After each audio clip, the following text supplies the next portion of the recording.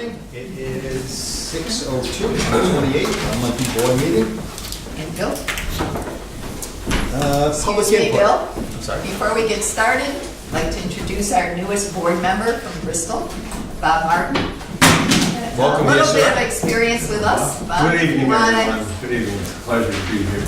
Hopefully, you have a wonderful experience. For those that don't know, my previous employment before my retirement, I was the fire chief in Bristol for the last 11 years. Good. Prior to that, I've been a volunteer in Bristol for about almost 40 years as a fireman. I did work for the federal government for combining my military time for about 25 years. I was a sonar technician on submarines, so I followed that up and I worked on the latest class submarines, installing combat systems for 20 plus years for the government. Now I'm here. This is my next, as I just mentioned, this is my next windmill. It's going to be kind of boring after all that.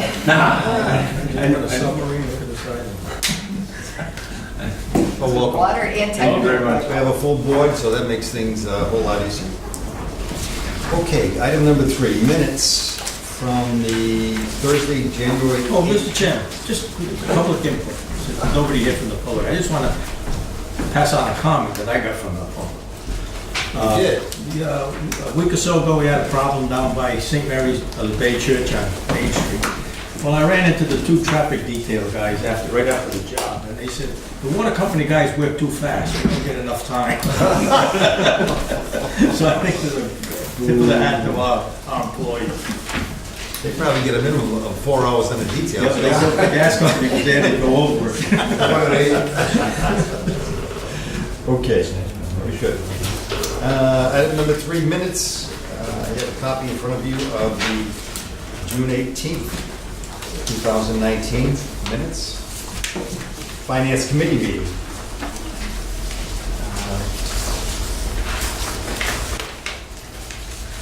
We have a motion to approve. A second? Any information? Changes? All those in favor signify by saying aye. Aye. Okay. We need the minutes, the executive session minutes from December 19th. That was already discussed at the last one. It's just for approval. That was discussed at the last meeting. Okay. Should it not have been on the agenda, No, or? it has to be voted on. Okay, all But right. it was already passed out in people's heart. That's Okay. the last one, the 24th. Do you have something over there?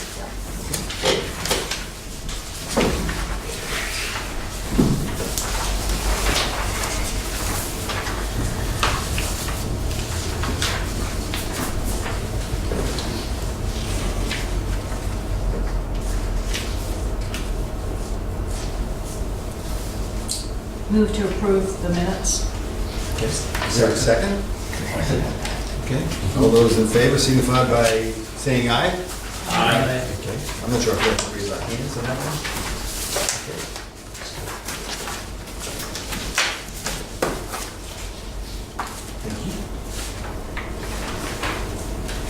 Okay. January 24th, public hearing on the public for rate increase. Move to approve those minutes. Is there a second? Second. Any discussion? I have a discussion. On the public hearing, where it said, go down to probably 3/4 of the page where it says there was no public input. We did have 2 people from the public here, and I was wondering if we should insert the fact that there was no input from the 2 members of the public attending. Because there were 2 people here, so I thought that should be inserted there to let, for the minutes to let us know that there were people here at the time. Did we have a sign-in sheet? Did we have a sign-in sheet that night? No, but it should be on film, so. Because that was mentioned also, we did mention that in the monthly survey that went to the 3 town councils, that there were 2. Was that in there? Yes, it was. Well, it should be Okay. included in the Second. minutes, I think. 2 people? Okay. Okay, with that addition, anything else? All those in favor signify by saying aye. Aye. Okay. January 24th, minutes from the board meeting, monthly board meeting. Move to approve. Second. Any discussion, any changes or concerns? All those in favor signify by saying aye. And the last one, executive session minutes from January 24th. That's this.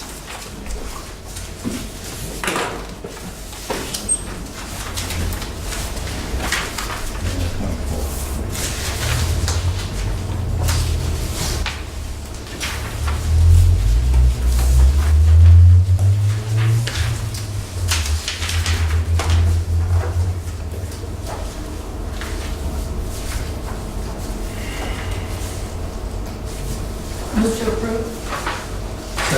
Second. Any reason not to vote on this? All those in favor signify by saying aye. Aye. Okay. Collect these and turn them in.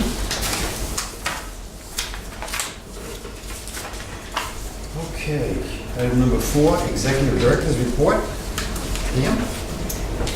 Okay, it's going to go relatively quick. The major issue is the meeting with East Providence on the Pawtucket Pipeline. I provided a handout that Beta provided for the meeting. As we had been talking about, we had been running into a lot of issues on the Pawtucket Avenue location for the pipeline, which was preferred by East Providence. We did meet with the new mayor and his staff, and they were very supportive of our request to change the route and to what we had talked about and the board had preferred was the alternative method. They are also very concerned about their water supply, which was refreshing, and are seriously looking at the Pawtucket Pipeline as an option for the future. So they are very willing to work with us with doing the first phase, which is the pipeline from our connection with Providence to the East Providence tank. Looking at the issues we ran into with the Pawtucket Avenue route, especially the fact that we had to put the pipeline down 10 feet. It's in an asphalt-based road with concrete beneath it, so it would be very expensive repairs. The timing would take more than 200 days for the installation project. There's a lot of businesses, the schools, and so on along that route, which would be a major disruption for the city. And they agreed that they would prefer to look at our alternative 2. So right now, they are working on setting up a meeting, a work group meeting with the city council to review the work we've done on this and what the options are, and essentially moving forward with the project. The thing is now going with alternative 2, and that we've had to lose some time. It's going to take some time to get some easements. Some what? Easements, because we are looking to go through some private property. So why does this also discuss alternative 4 with no detail? Alternative 4 was disregarded. It's a longer route, more expensive, and much more difficult to obtain easements. It goes through oil company Okay, but issues. it's still So here. it was listed here, but it's not being used. What was alternative 3, which is missing? What was that? We actually had about 6 alternatives, Oh, okay. most of which weren't So workable. these were the 3. So those were the 3 top ones, and 4 is definitely been disregarded as well. Were they given a copy of the letter that was sent to the then governor's No, office they and were not. staff? Should they, just so they can see what we're looking to get from the state, that will serve them as well as the BCWA? We did speak about that as well. Okay. That the possibility is slim, But we did mention the fact that we had all gone together for state funding and the issues around that and what happened. But certainly if anything's available in the future, we are definitely pursuing that. There is talk of doing a bond, perhaps in the future, for water projects, for which we would then apply along with all the other utilities in the state for some funding. But with the priority on this project, I'm hoping we would have some leeway to get some funding. Ma'am, do you know, since the last election in November, is this pretty much the same council or a different council than that was it? It's a slightly different council than was there previously. So we may get better faith. We may, They also have a mayor now. Yes. and the mayor is a much stronger Well, I form think of I think government it was in pretty this much case. like one councilman that didn't like our easement plan, Well, there was one that got involved and he did not you know. Oh, like it. The other ones at the time, we hadn't gotten their opinions yet. Have we reached out to the fire department, the chief of East Providence, Bristol, Warren, and Barrington, and let them know that how critical, probably they would know that. I don't know if they have ever thought of an alternative plan that if we lost the hydrant system in these towns, what would they do for, as an example, I was thinking of an area in Warren, like the Cutler Mills as an example. There would be no water whatsoever in those kind of locations. If they had a mill fire and go overboard at the Belcher's Cove. Well, I'm saying, That's the closest place. There's quite a distance from areas such as that, and they're probably not the only There's one. not even a pond in that area. Yeah, exactly. So I was wondering if we could somehow reach out to the police chiefs and get them on board. Fire chiefs. Fire chief. I mean, I'm sorry, the fire chiefs, yes. Get the fire chiefs on board, realizing that, you know, this could be a serious problem if we lost fire protection. Definitely very serious. And essentially, it's one of our essential services. Exactly. Good idea, right? Are there any specific areas in East Providence that would really benefit from connecting in with Pawtucket and us? Well, East Providence also is dependent. Right, no, I on a understand, Prospect generally pipeline. speaking, but I'm wondering if there's some, you know, other areas that they could improve service to. Any ideas on that? No, because right now they have some small main connections with Pawtucket, Okay. but most of their water supply That comes from Providence. comes from Providence, and they did have an issue when Providence 102 blew, that they did shut down the supply to East Providence, and Ken was there at the time, and East Providence became dependent on the Pawtucket connections, which weren't sufficient to supply enough pressure to the entire system. And so what they have as a setup right now is they have a backup off of our water main, our Cross Bay pipeline. There's this pump station we were required to build as part of the state funding to supply East Providence for an emergency. The issue was this 24-inch should have been built at the same time. It was actually planned on and then dropped. And what happens is now if East Providence needs to pump into their system, they pump into their distribution system and not large pipes. So it causes the same issue as so when they were trying to get water from Pawtucket, pipes are too small to provide enough flow through the system. Now, you mentioned in your discussions that they were very concerned about water supply. Is that just generally speaking, or would they have specific concerns? They're concerned with their pipes. Yeah. Their pipes are much older than ours are. They have 5 miles of concrete pipe, a single pipe that goes back into Providence connection at Budlawn Road. It's never been inspected. Providence has had significant problems with their cement pipes of their era. So they're very concerned about the risk. So as I mentioned, going forward, we are planning on a meeting with the city council that would be a workshop situation. And the mayor's department is pulling that together and will get us some dates. Any other questions for Pam's report? Yeah, I have a couple of questions. You discussed the elevator project, and then there's more material in here, but you're not asking us to do anything tonight about the elevator project, right? Yes, as far as moving forward with either, it's on the agenda, it's to move forward with a lift or an alternative. Oh, well, it's number 7, sorry, okay. Yeah. So the question I had about it was, I'm struck with the fact that we've spent a lot of time and effort, and we're going to spend a fair amount of money on the lift, and yet there is no light on the front step that works. I don't know if you noticed that, but as you come and go from the front steps when it's dark out, there are 2 lights that sit there that apparently don't function. Usually our maintenance staff's on top of that. Okay. They haven't functioned during the time I've been on the board. And it does get dark out there. Very dark. And it, you know, It does. in the When you winter, leave. it's particularly dangerous, I think, for anybody coming and going at night.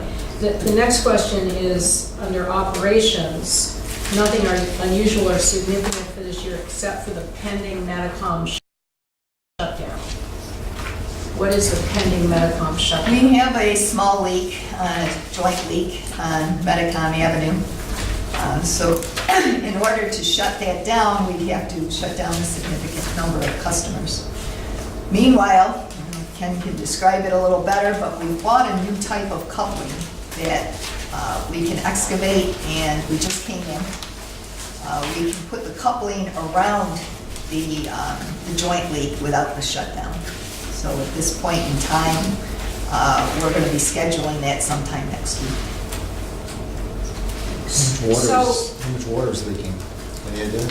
It's a Minimal? small amount. Excuse me? How much No water? leak at Medicom. We don't know yet. We know the leak is underground, it's not surfacing. We can hear it, so we know it's there. The problem is gonna be until we open the road up, we're not gonna know how bad it is. This new type of coupling, as Pam said, replaces the old bell joint clamp, which used to put the coupling of a pipe with a pipe pushed together, secure that. This goes around the whole piece and locks it in.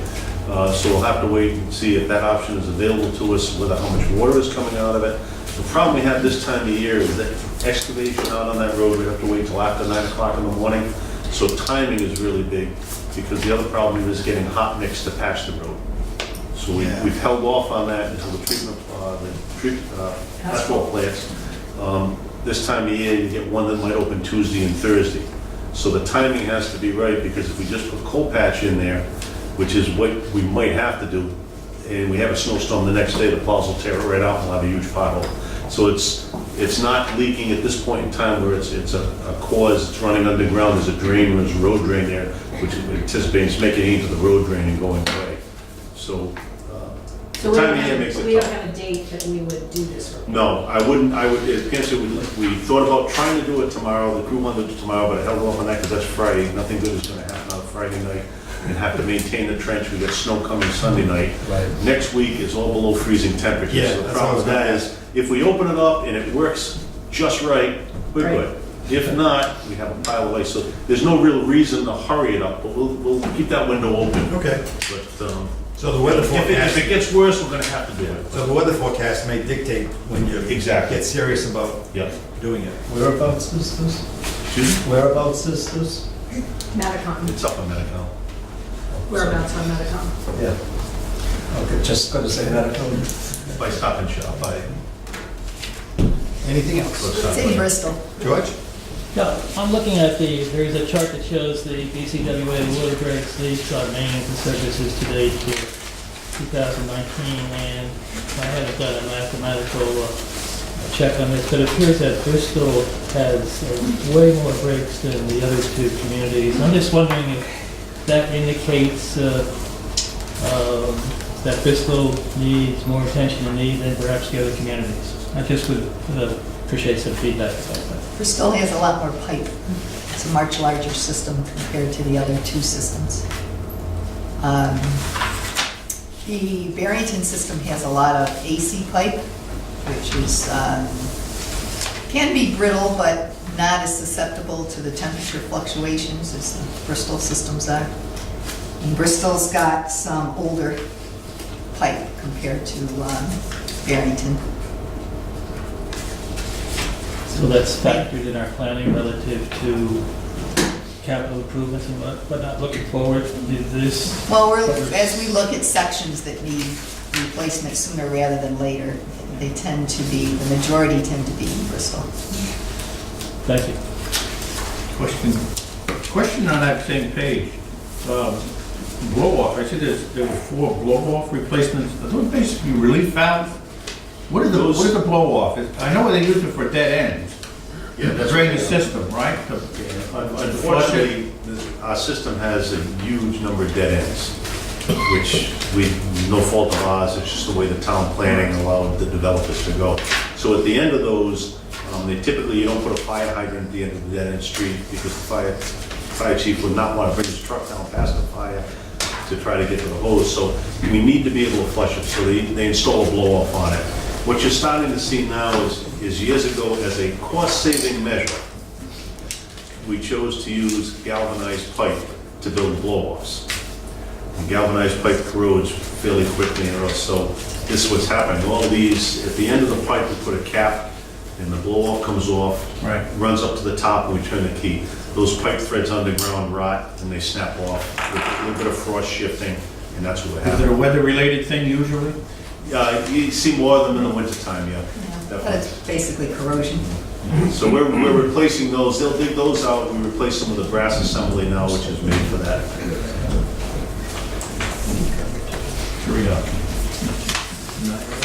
Then just want to mention our engineering report. Sue has just put out a bid for a number of water main replacement in the systems. So those board members who wanted to see us do lots of water main replacement every year, we're doing about 2 miles if this project comes in at a reasonable bid. We have about 2 miles of water mains that we'll be replacing. Some are in Barrington. In Barrington, we're replacing 2-inch cast iron mains that we either have problems with rusty water that people are getting, and in one area, we're just trying to strengthen our system by turning those into 8-inch pipes.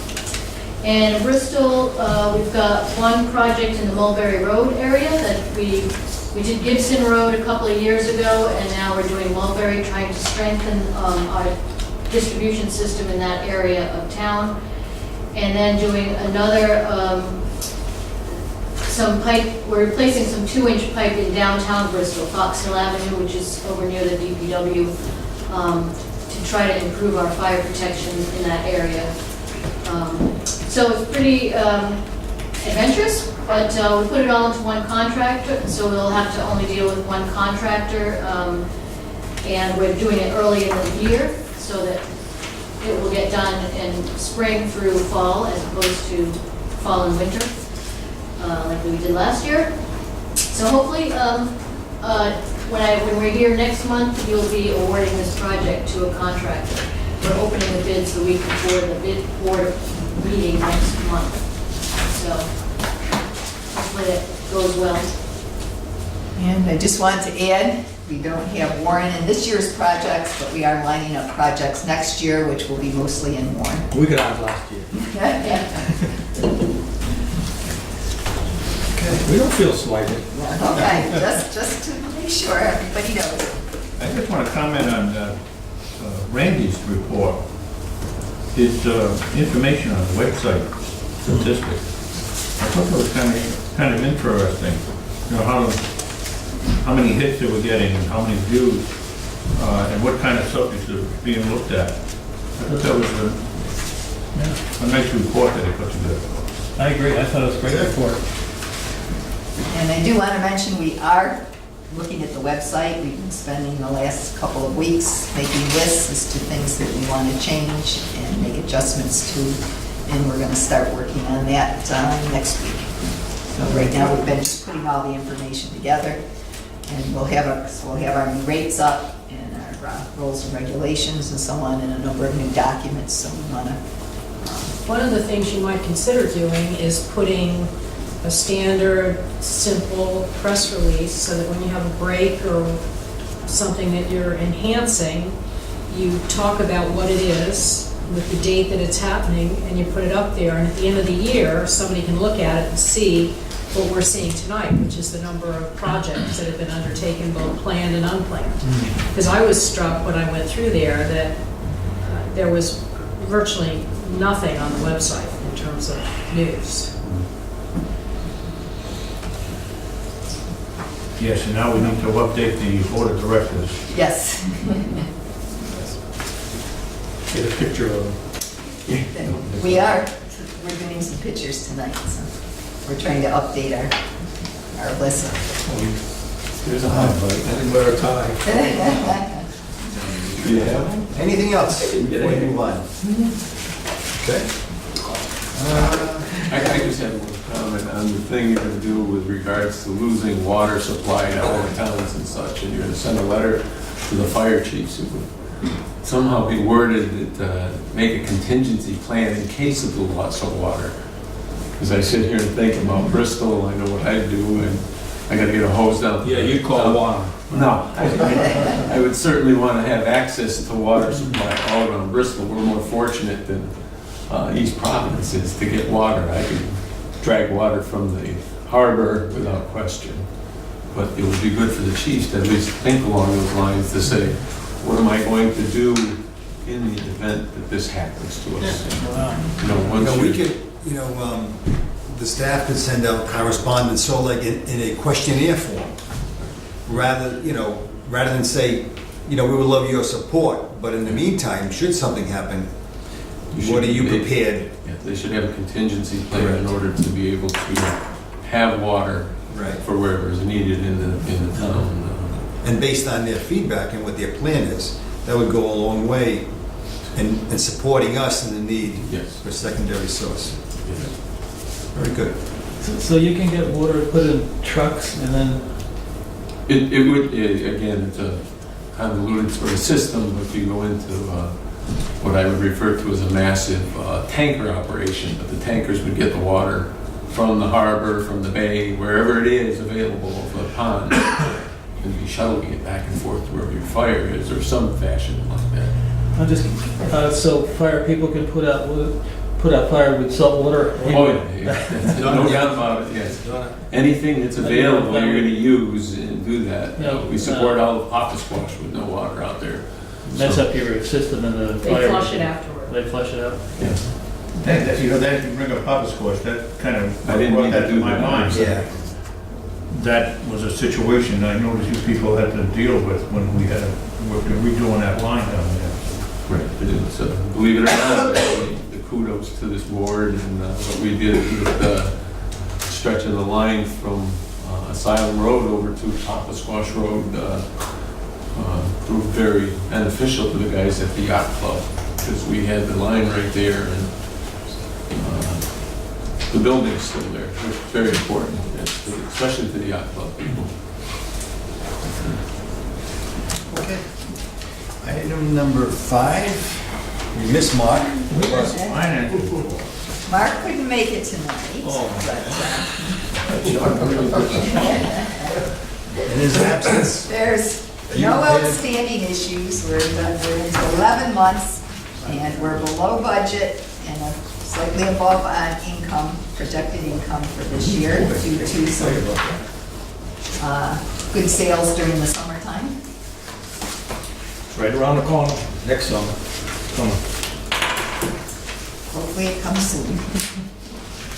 So if anyone has any questions, I can try and answer or pass them on to Mark. Pass them on, Mark. The next month's report's twice as long. Yes, well, it will be the end of the year. Item number 6, from the Claims Committee, they have 2 items. Yeah. George? No, the Claims Committee, the Finance Claims Committee met this evening from 5:30 PM until 6 PM. And there are 2 items on the agenda as listed. One, customer claim on Bisco Water Main Installation Project. And number 2, request for variance to BCWA rules and regulations. Relative to number 1, a motion was passed by the committee that the Finance Claims Committee recommend to the Board of Directors of the Bristol County Water Authority that Catherine and Dennis Block be reimbursed for damages of $350.51 that occurred in October 2018, and that Article 35, Section 005, I believe, be used to recapture, this is a contract with the construction company, Bristol contract, and that that section and article be used to attempt to recapture the payment that has to be made. And then article, agenda number 2, the request for variance to BCA rules and regulations.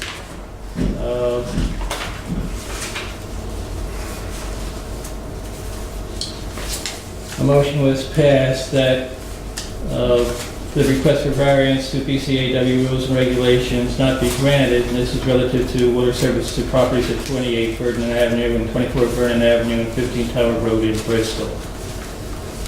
So that's the result of our deliberations and whatnot.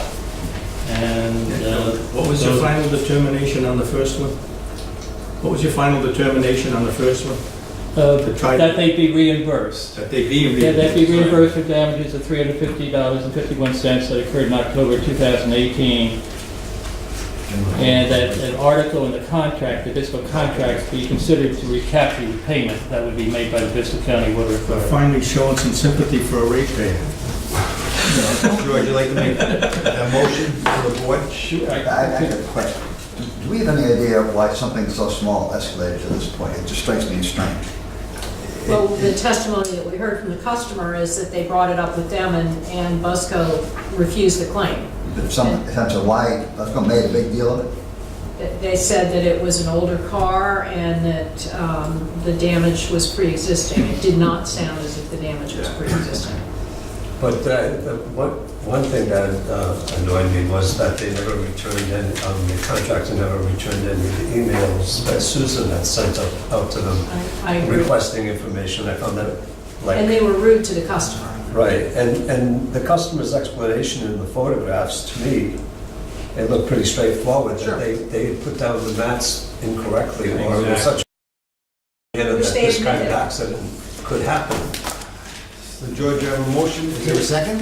No, can we do this as two separate motions? Yes, and the first item here regarding the claim made for the car damage. Do you want me to read that again?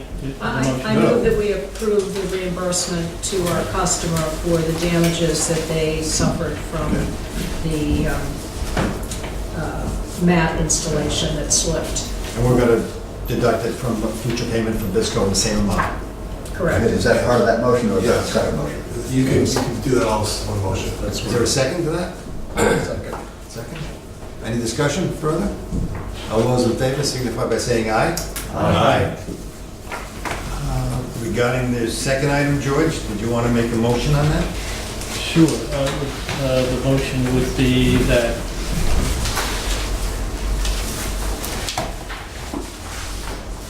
I move that we turn down the request for the variance permitting 3 connections with 1 meter. Second. Is there a second? Second. Can I speak to it? Okay. Any discussion? Yes, I'm the property owner. Yes. So there are 2 shut-offs serving the property currently. One shut-off goes to the garage. One shut-off serves 24 Vernon and 15 Tower Street. I'd like to propose to just put 1 shut-off in for 15 Tower Street. Thank you. It seemed that the concern was having to shut off for each individual residence. I currently have 2 shut-offs. I'd like to maintain the 2 that I have and avoid the cost of installing 2 completely separate shut-offs to the property. The counter argument to that was the maintenance of that water line, because it does pass through the proposed property line.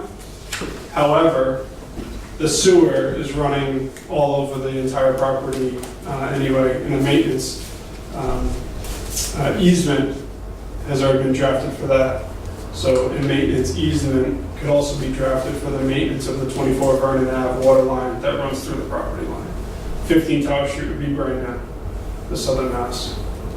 Is that something new that you're asking for, or no? Are we, Did we already discuss this in the committee meeting? Are we out of sequence here, Pam? I thought we had discussion before, or help me out.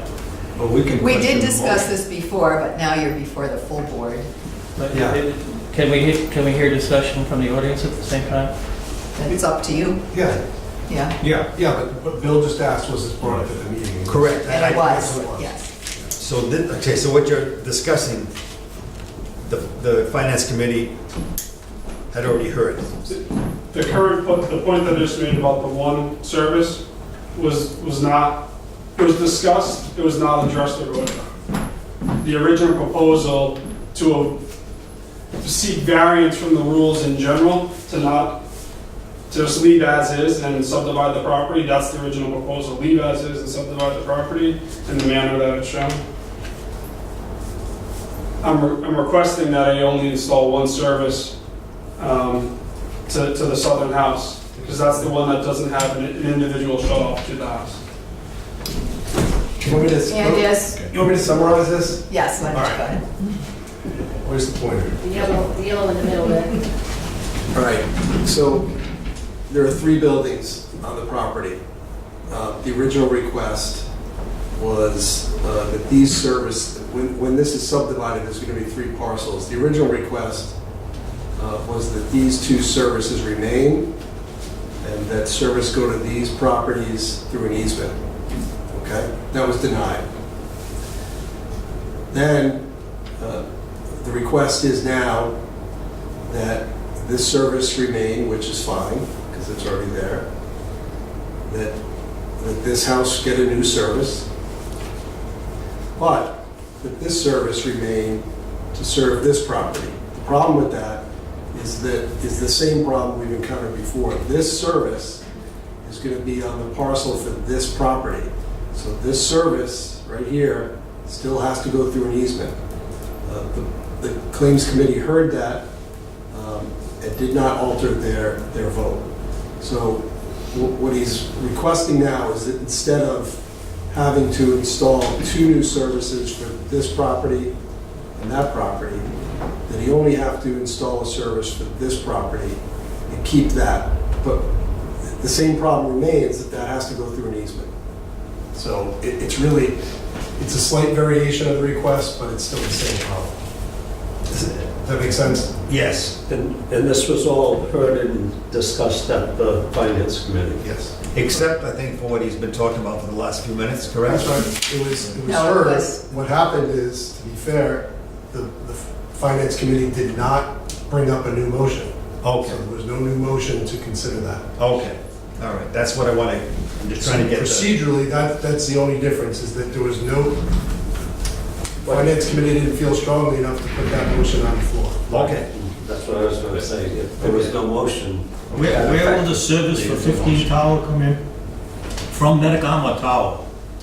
Which So one? Vernon Ave. Tower will come from, there's a water Tower's main. coming from Tower, that's coming from Vernon. And one of the things, Vernon. one of the things we talked about was that unlike, sometimes you might get a request for an easement because there's a landlocked piece of property, but these properties both have frontage. And really, the genesis of the request was really a financial one, not that anything was landlocked. Yeah, it's, right, making a hardship case that not only is it $6,000 just for the service, but now all the plumbing needs to be reconfigured because it's coming in a different side of the foundation. Yeah, no, I'm not minimizing, I'm just saying that was the genesis of the request. Yep. Yeah, that's right. And I think the largest counter argument at the finance committee meeting at 5:30 was the shut-off, right? If 24 Vernon didn't pay their bill, they would have their stop shut off, and then 15 Tower would lose their water, right? But obviously it'll be eliminated, 15 tower and bring new service. The maintenance, again, the sewer has, I mean, it's the same, if someone were to buy one of these parcels, they're gonna have the maintenance issue with the sewer anyway. If a line were to break or to get clogged or what have you. That's what they would be inheriting. So 24 Vernon would also, not only is their sewer gonna be on an easement, but the water's gonna be on an easement. But the issue before the finance committee that Pam and Ken addressed is not having any services go through easements. Forget about maintenance, it's that services should not be going through easements because it then puts BCWA in a position where they have to deal with it. And that's really, But the thing is, Joe, it's there now. it is Something there happened, now, we John. still have that problem now. If he just hooked 15 tower into But it's tower, one lot now. It's one lot now. but if he just put 15 tower into tower and just left it the way it is, we still have, he has that problem with the easement later on if he wants to develop it. No. We haven't. We have, and part of the problem is, which, I mean, we can get into this a little bit more, is these types of situations extend throughout the system, and they're really I understand problematic. And so if you can deal with them when properties get subdivided, what you're avoiding, this is all one landowner now, so you're right. You would be dealing with that one landowner. What happens in the future is when these get subdivided, now you're dealing with 3 different landowners. And that's when it becomes problematic. You get this running through, this guy doesn't pay his bill, water gets shut off, this guy gets shut off. You have these problems that sometimes the board has to deal with it itself and has to go in and deal with it. But if you can deal with it when they get subdivided, you're taking, a lot of work off the board and having to deal with these problems. I think that's just having dealt with some of these land issues with Ken and Pam, this is. No, I understand that. What I'm saying is if he just tied 15 tower into tower, he could sell that off. He could cut that off and sell that as a separate lot. Yeah, but And the other would just stay the same. But what you're not seeing here is, 15 tower is gonna have its own service. That one's really not an issue anymore. It's this one. What he's saying is, let me keep this here and run it to there. But this service is still gonna be going through a parcel not owned by that house. So what he should do is just subdivide the property on the tower lane. No, that's what I'm saying. If he just ties tower into a new service, and the other's just gonna stay the way it is. Yeah, but he wants to split it into three parcels. He wants to create 3 lots. He wants to separate. Oh, I see. He wants to create them now. Yeah. Yes. That's the subdivision plan, is to make 3 lots. Yeah, the objective is to separate the residential structures from the commercial garage. Is there anything else the board wants to talk about before we vote? The last thing that the finance committee did say at the meeting was that currently the fee is $3,000 each parcel. Tomorrow it's going to be 4, but the finance committee voted to keep it at 3 For this for applicant. this applicant. For this Because it applicant. came in before, so that was some relief given. Did we vote? I don't think we voted, did we? Yes. we No. voted the No, you finance did. committee. Well, the finance, The finance committee. there's a motion. We have to adopt your. Yeah, you essentially make a recommendation to the board. There's been a motion and seconded. All those in favor signify by saying aye. Aye. Opposed? Supporting the finance committee decision. Do you want to, I don't know if your motion included the 3,000 as opposed to the 4. Do you want to make a separate motion for that? I'd like to move Yeah, I that. don't remember that too clearly. No, it wasn't. It was in the discussion, but I don't think it was part of the. I'd like to move that the board approve freezing the application fee for this project at our current pricing of $3,000 per service until this is resolved, the sooner of, until this is resolved, or 12 months from now. Okay. I'd like to make a general comment. Would this be appropriate time about this process? I think the process could be. I think we have to have a second first, then discussion. I'm going to second her motion. Okay. All right, go ahead, Judge. Well, this is just a general comment, and Tom might have some thoughts about this. You know, I've been on a lot of boards and boards of adjustment and whatnot. Typically, when a person comes, there's a complete presentation about whatever the variance might be for. And here, to me, it seems a little loosey-goosey. I think the process could be enhanced if there were some format that people would use to present to the Bristol County Water Authority relative to what they're seeking. And that the conversation be about that particular document and not branch off into other areas that aren't defined in that document. I think that would bring better clarity and decision-making to the process. That makes sense. That's why I asked the gentleman if what he was talking about. I don't know if that's Rosen. And also, my thinking is that this, in my mind, tends to be more of a legal policy issue than a finance committee issue. So I also suggest that some thought be assigned to where these requests should be reviewed at the Bristol County Water Authority. Very good. Yeah, especially, and I look at Tom, and we have a lawyer Give us some here. work, Tom. No, Because they very quickly become complex. I have a lot of background in real estate, so I can sort of see what's going on. But here, rules and policy are probably more involved than finance, in my opinion. It does make sense that if there's a legal opinion, it kind of separates itself from us having to make a decision financially. Yeah, and I don't know how, I know about easements and valuation, but I'm not an attorney. I don't know how to draw documents, and a legal mind would probably be a help in this type of situation. well, that would be Joe drawing it out. Yeah, I think something like this would probably be better just coming before the full board. Because as we saw tonight, you went through it twice anyhow. Correct. To my mind, the finance committee is good when you have to go through, range of financial data. It's probably easier for you to do that, come make a recommendation to the board rather than something like this. Okay. Any further discussion?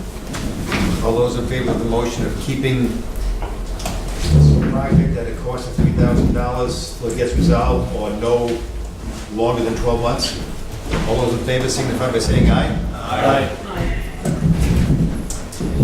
Okay, item number 7, elevator for administration building. Pam, I know you've been working on this for a long time. A long time.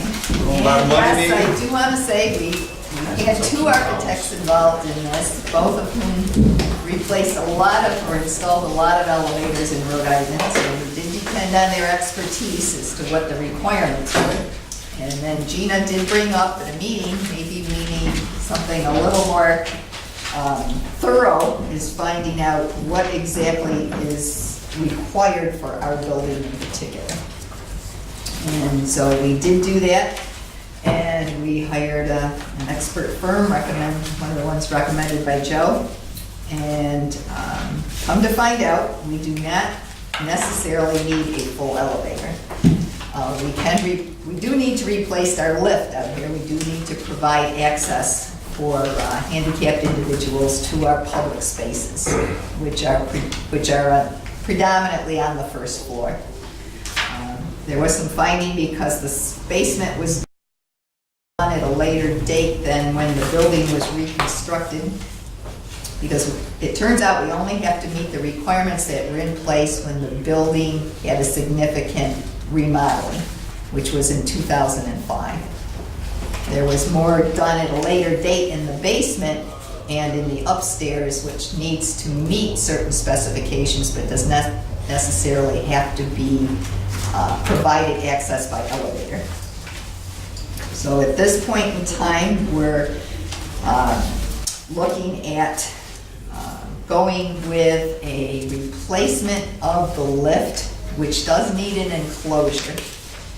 So that would be running around $200,000 would be the fee for that, versus a full elevator that would reach all 3 of our floors would be about $400,000. Just what is the difference between an enclosed exterior platform lift and an elevator. The term- Essentially, what we have out there now is a lift. Right. It operates hydraulically like you would see a mechanical lift. An elevator is a full structure that has motors and pulleys and so on that lifts it at various levels. So concept E is replacing what we have with like kind, is that correct? And you're recommending concept D? Yes, we can't replace the existing one without an enclosure. It won't work in the wintertime because it was never enclosed. So what we're looking to do is concept D, which is essentially replacing it with an enclosed area around So the lift. why didn't you say that? Yeah, I found this incredibly confusing. Very I've read this several times. Yeah, I mean, I read this as concept E is one of the alternatives, and you're saying it won't work in the winter. Are you sure of that? Yes. No, see, concept E is an enclosed exterior platform, and as I drove up today and walked by it, I looked, I said, okay, so the building around what they have, I know you're gonna replace what's there to a newer model or whatever, but as I looked at it, I said, okay, I guess they'll just build an enclosure around that. But then I said, okay, D, in the enclosed building area, where the heck would you put that in this building? You just build a We frame build around a building around. Oh, see, because it says enclosed building area, so now you're it. talking To be about... constructed. Yeah, to be constructed, right. It needs to So I don't be understand what the put difference into between E and D is, then. Drives me crazy. E is an enclosed lift, a platform lift. Is something like you might see, Oh, okay, so- just a platform that lifts. It's one unit that So will it's pop into enclosed, place or something? like the one we have in the back Oh, now. okay. That's an enclosed lift. Oh, not to me it is, but okay, That's an enclosed lift. makes sense. What we would need to do is build essentially a structure around, replace the lift, build a structure around it. Yeah, So it would be protected from the elements. People would come in through the door. It would be large enough, you would have an doorway entrance and then into the lift. that makes sense. So you would have I really get confused on the lobby, the thing with the lobby. I started looking at C there and saying, why does it require elevator lobby? If you put in an elevator and not a lift, You have to have full one. Oh, elevator because it's an requires, elevator. an elevator requires a room to exit from. You can't exit into a stairwell like we do now. So what kind of a warranty does a lift that goes into a to-be-built enclosure come with? Because the current lift was put in 2005, is that right? Yes. And And has it's it, been problematic ever since. It's So- never worked properly. well, that to me says that maybe we chose the low bidder and we got what we paid for, maybe we had inadequate specifications. How do we ensure that we don't have that problem again? Well, maybe it's because it wasn't fully weatherized. Right. A lot of it is because it was exposed to the outside. It would get iced up in the wintertime. If you got any ice around the door frame, it wouldn't open.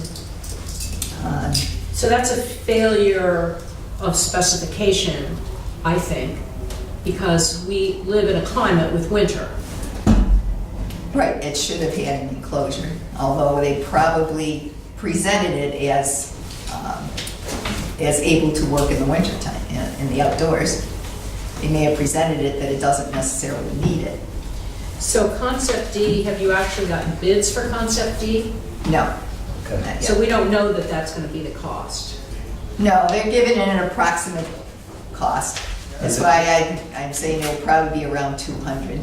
And you're also saying we need to address the rear access to the basement with a restructuring of the bulkhead, and I don't understand Yes. what that means. Well, that was part of what the elevator going to the basement would have addressed, but what we have a undersized, when you go up the back basement stairs, the doorway is below standard height. So it's very difficult moving equipment in and out of the basement bulkhead. We've had a few injuries because of that, but we need to address that as well. Can't we make an effort here to say things in clear English? I don't understand what restructuring the bulkhead means. I understand it when you say our current bulkhead does not provide enough height for people to walk in and out without hitting their heads, and we need to fix it. But restructuring the bulkhead could mean everything from redoing the doors to a total rebuild, and I think we need to be precise in our language. Simplify that. Yes. I'll definitely try. So what happens next? Oh, I'm sorry. I'm sorry. No, go ahead. The big question I had is actually on page 2, and it's item 1. And now the report is written sort of to summarize requirements, and sometimes seems like they're quoting it because they have it in quotation marks, and other times I guess it's just somebody's summary. So this is where I wonder if it's a summary that's not correct. The second sentence under program accessibility says, the ADA requires that public entities provide physical and communication access to each program, service, or activity. When I read that, that means anything we do here has to be accessible. And the question that also comes up, is it accessible to staff who could be here, have special needs? Or is it just the public we're concerned about? And it would seem like we have to be concerned with both. And if it's for each service or activity, that means everything in this building. And then that goes to, we need an elevator. That goes to the second floor as well as to the basement. And that's generally how it's interpreted, but under this finding by this organization, you can make accommodations for individuals. You do Right. not have to make everything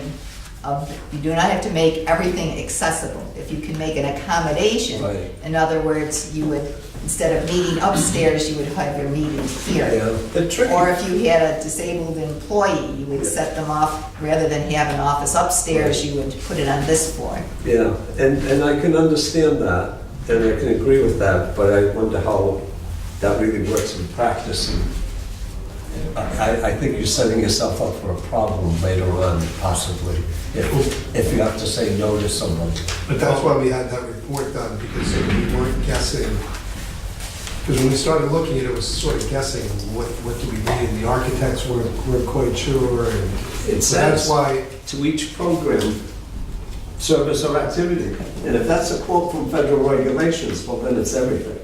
But if it's a summary by somebody who said this and doesn't really mean that, that's something else. Well, they said very clearly that the lift meets the Yeah, requirements right. that were in place That's when why the we're building relying was on that. renovated. I know that, but this is why I said this is my major thing, is what is that saying? Because later on, they don't talk about it this way. But They there always are, talk about it as what Pam is saying, well, we'll just make everything accessible on this first floor, which I can understand. But I don't want us to go proceed with something and then have somebody come after us and say, well, you didn't make everything accessible. well, as far as the elevator goes, on page 3, if you look at the bottom of page 3, there are exceptions. And what they're saying, this report's saying that we're under an old code. Right. And it says down here where if you have to put an elevator in, you have to install an elevator. If you're doing modifications that are, and the elevated cost of those modifications Right. would be 20%. So we'd have to do like a $2 million modification on a project that would require us to have an elevator. So we don't really have to have an elevator, that's what it's pointing out here. Yeah. Because of the old code that it was, when we were last remodeled. Yeah, 2004. Right. So Pam, what's the next step regarding, where do we go from here? Then we would be putting out bid specs for a lift, Okay. Any idea when that will go out? probably in the next month. Okay. And the other part of the report that they talk quite a bit about is the policies or lack of signage or minor modifications that are necessary throughout the building. So that's something Those will I all have to be assume addressed. that's something that's staff activities. Yes. Like parking, I mean, my reaction too, when they talked about the coat hook in your office located too high, my simplistic approach would be remove the coat hook. There's no requirement to have a coat hook, right? No. All righty. Anything on topic, or are we ready to move on? Washington, item number 8, Washington Trust. Excuse me, Mr. Chair. Do we take action on this? We can't. I think an RFP is going to go out next month. All right. Within next month. Okay. So I guess once the bids come in. And since my colleague here brought up a procedural thing in the last one, I want to bring up a procedural thing regarding that. Is it seemed like it would be much better and help us out at the meetings if in memos from the staff, they proposed gave us a proposed motion that they're looking for. With, they have a recommendation and they're looking for this motion to be passed this way. And that way we don't have to try to construct a motion. We can, if we agree with it, we read it into the record and we then vote on it. And it would seem like that might speed things along. And it would always be great if the staff would always make a specific, clear recommendation as to what they're looking for from us. Well, I agree, I wrote right on mine, is there a recommendation? well, just some feedback, because that takes me to the rate increase, and I've had discussions about that too. And the thinking in general is that it's best for the board and perhaps the finance committee to work that through. I've suggested something like that, and it hasn't been forthcoming relative to a rate increase. I'm comfortable with that because we came up with what we recommended to the board, and the board approved it. So, but there's a situation where it's not being done. So I don't know what the answer is to that. I mean, do we want something like that for all of these decisions or just certain ones? And maybe, I'm sure the management here has their own reasons for making the finance committee and the board approve a rate increase. Really, the rate increase came out of the finance committee. The board That's where it came from. The board always has the prerogative to reject a recommendation from the staff, but I would always like to know, well, what is the recommendation? What the staff is thinking. And What do they want? what are you looking for from us out of this process? And then we can say, we don't like that, we're going to change it. But with the rate increase, I requested such information, it wasn't forthcoming. I had a range. Right. And I'm not saying that's right or wrong or anything, I'm just saying what's happening. Okay? Should we have So some? the question would be, Should this- what is the responsibility of management relative to what you're requesting? Okay. That's the question on the floor. Joe, do we need to make a motion in order to have an RFP drafted and sent out within the next 30 days, or regarding this? Or no? No. No, we don't. Okay, that's what I was getting at. The issue came down to, there were some options, and for the board to determine, obviously, the least costly, best option was B, to do an enclosed lift, but if the board wanted to discuss the full elevator, which we did, and for the future, that would be the better option, but right now it's twice the price, Okay. which we could spend the money elsewhere. All right. I think back in December, it was brought up that it might be $500 million, and I think I think the the board original looked at it and said, that was- seems to be an awful lot of money Yeah. to spend, but we didn't have any factual information as to whether we should, because we had to have an elevator with an entryway. That's why you hired the consultant to take a look, right? Yes. Right. But I'm even more confused now, because if you're looking for feedback from the board, we had a discussion, which was a good discussion, but you don't really know where the board stands because we didn't take an action. So do we even know what the consensus of the board is on the 5 different alternatives here? Well, we've already heard one of them isn't Right. really an alternative. Right. And what we don't know, Pam, is which of these are you recommending and why? You may come back to us and say, I'm recommending that we put an elevator in that would serve from the basement to the 2nd floor that's going to cost 2 or 3 times as much as a lift, but here's why I think that's the right solution. I don't know what your recommendation is. Should we put this off I think till the we- next month and We then have to, because we have don't have any costs. have the staff- real costs. Pam and staff? Well, can- you're not gonna get a cost till you do an actual bid.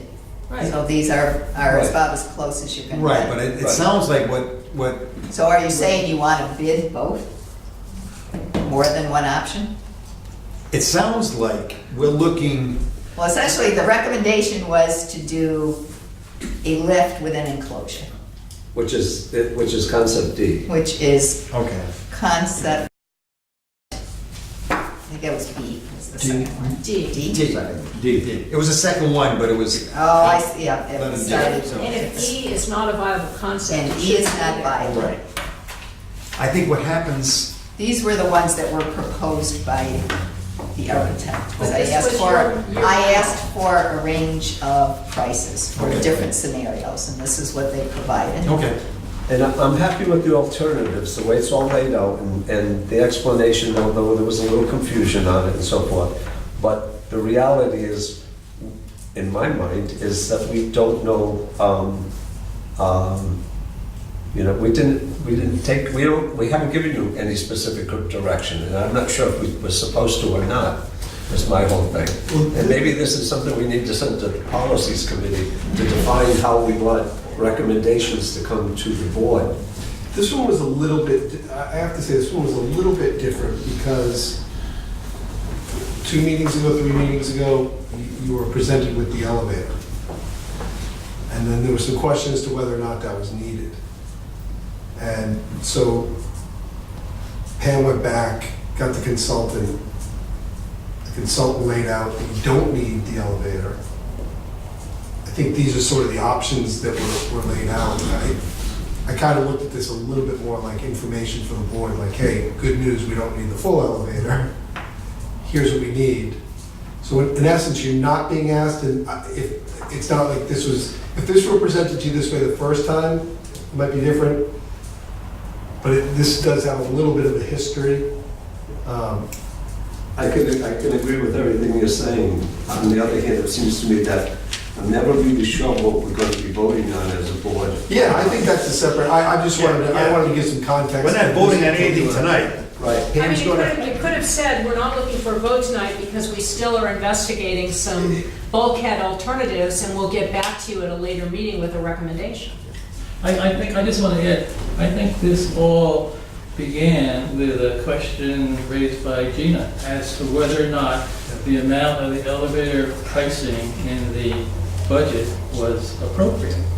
And I think that sort of kick-started this whole process, so congratulations to Gina. Yeah, that's good. The good news is, no, it's not. well, I don't think anybody, But the other thing, I'm just, as a member of the board of directors, to me, that's really important, because now we're looking at perhaps much lower pricing. I think the pricing in the budget was, what was it, Gina, 500 or something? I don't remember. It's high. 400. So I think it's, it just shows that the members of the board can have quite an impact on what happens here. okay. Item number 8, Washington Trust Authorization Resolution. Is that from you, George, or is No. that Pam? Yes, this is just something needed by Washington Trust, but they need it as a resolution from the board as to actually who can sign the documents. I have a problem with it, especially since my name is on it. You want to be the treasurer. On the second page, there are limitation of powers. I didn't have a problem with the rest of it, but I think limitation of powers, we should insert something there that says any changes to present investment strategy for asset allocation, that's a limitation that should be reserved for the board and not just 2 people that are on this A, B, C, D.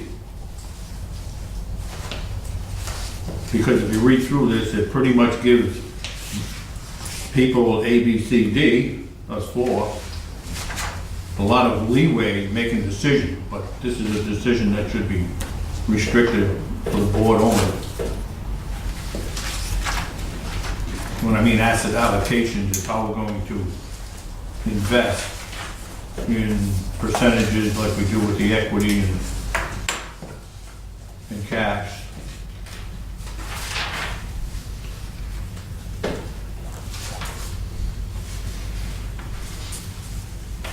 Is this standard something we do every year?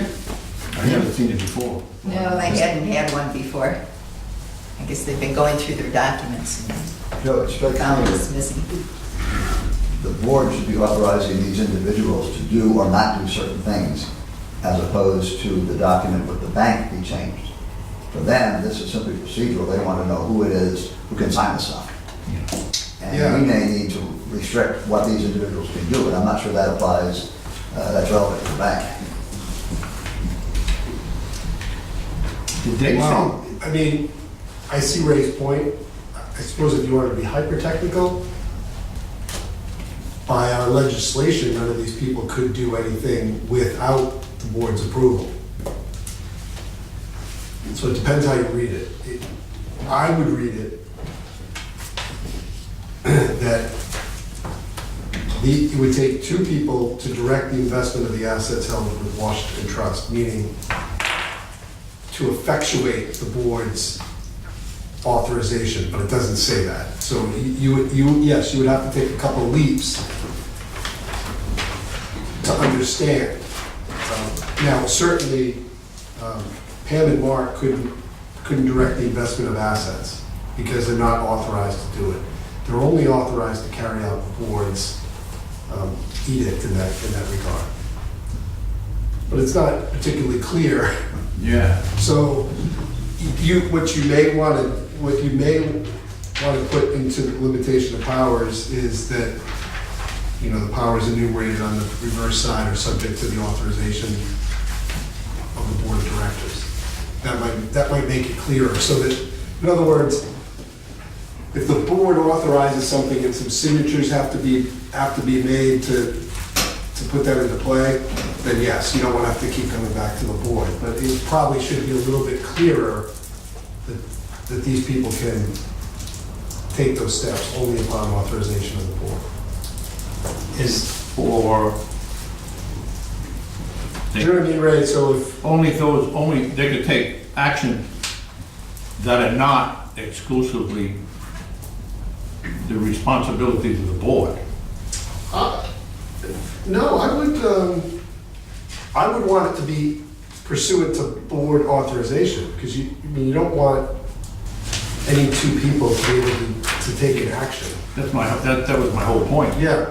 But So, I was just pointing out one particular thing that is Right. definitely the board's Could we responsibility. just add, as specifically authorized by the board? Yeah. Yes, that's what I think, that's where I think you would put that there. Do we need to send this back to them with the language that you want to add to this, Joe, or? Yeah, I would. Okay. Yeah. And it would seem to me, out of an abundance of caution, that you wouldn't want, if it's number of signatures required, and it's two, you wouldn't want two staff persons or two board members signing it, you would probably want it each.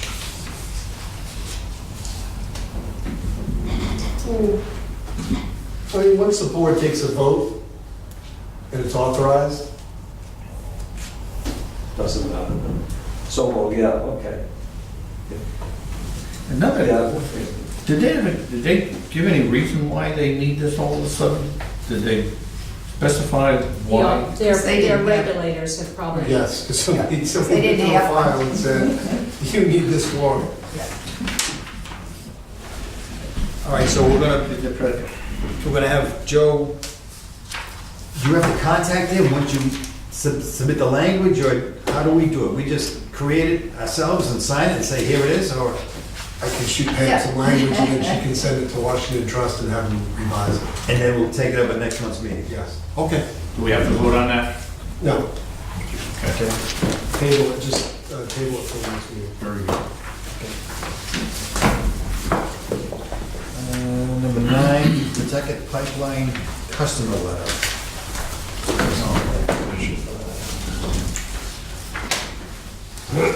So this was done by our PR agency.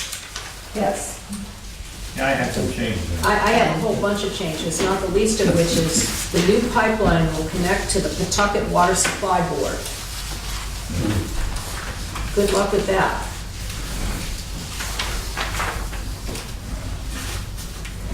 And then at the end, it says, please visit our website with the address to find more information about this important project. So what information is going to be there? Well, we will be putting up some more detailed information. Before this letter goes out? Yes. I got a copy here that was marked up. That was Those are mock-ups raised. that I made. Here, I'll pass mine along. I've got an idea about format. Because I'm thinking it should just be a one-page format. If this were squished closer and it just ended on the first page with Pan's signature block, that could be one page, and perhaps the second page could just be attached as an addition. But by doing it that way, everything would be on one page. And I think what's on the first page is a pretty good summary, and what's on the second page is more specific relative to the construction detail and the financing of the project. I would So think, that would tend to condense it more to a one page, which people would probably be more likely to read. we should also be mindful that there's always a backside to any one-sided document, meaning that you can put things on the back. You could also do away with the letterhead usage and save yourself some space that way too. Not make it a letter, make it a notice or something.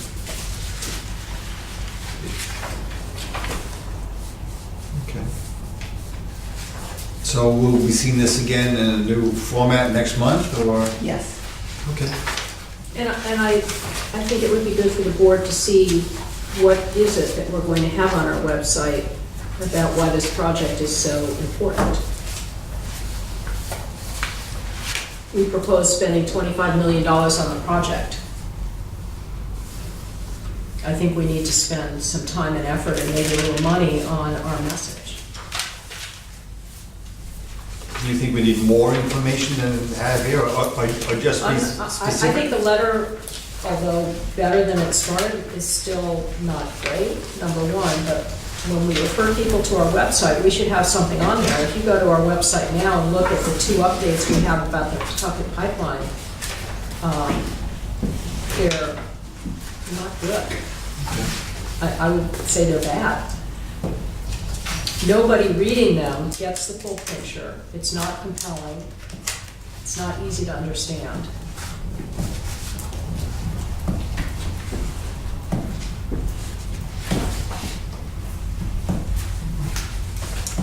You know, aside from this, I thought the article that was in the paper,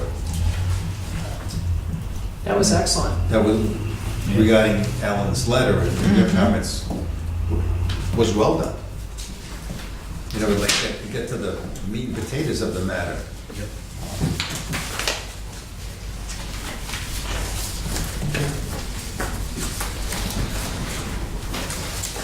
Going to this, they had 23 views of the Pawtucket Pipeline project summary. Has everybody on the board gone to the website and looked at the Pawtucket Pipeline project summary?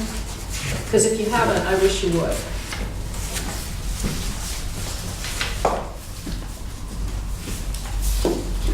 All right, so we'll have this, we'll have something to review next month. Next month. Maybe you can get it to us before the package in form of an email, so we can look at it. Any more comment? Comment on it. Okay. Quarterly write-offs, for information only, number 10. Bristol line, I increased again. The total is 12,000. Most renters, yep. We're the poorer communities. What are the basic reasons for write-offs? We explained this to you before. Yeah, but sometimes it takes me a couple of tries to really understand. We're not going to collect the money. Well, actually, delinquent bills, we do put liens on property owners, but we do not lien renters. So we do send them, once they reach a certain amount, they do go to a collection agency, and we do collect some of the funds, but it does take a while down the road. So these are generally our, quarterly we do write-offs. And our, because we do collect funds back, our net write-offs is about 0.16%. So it's extremely low. Yeah. So if, let's say it's a apartment complex in any town, either Warren or Bristol, where students tend to rent from, say, August to May, how much money do we get up front to turn the service on? We do get an average quarter bill. Okay. So the So least, there is right, so if they walk away from it, there is at least a one billing period payment. so if someone gives us a deposit, say for $150 in August, Yes. and they get a bill in November and then one in February and haven't paid either one, what happens? Or does it go that far?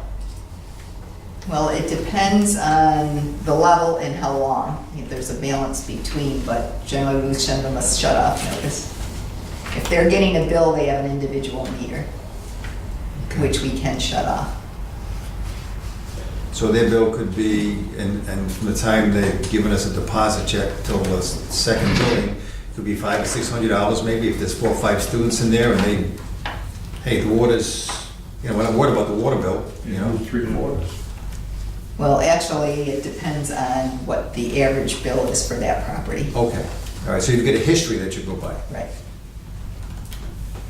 Is there any trend right now? Is this higher than usual, or is it about the same as it? It's about the same, and actually what we are working on now, and we've looked up other utilities that actually build renters. There aren't any others in the state, but there are some throughout the country, about setting up a tenant policy with the homeowner, with the property owner, that essentially sets up the owner is responsible for the bill, allowing the tenant to be billed, but reminding the owner, which is actually in our enabling legislation, that the owner of the property is responsible for the bill for water. I think we had a meeting a few years ago at the high school, that didn't sit well at all with, Not at all. Well, that's we were looking Any to property owner. eliminate the renting policy. Renting That policy. we would not rent, we would not bill renters at all.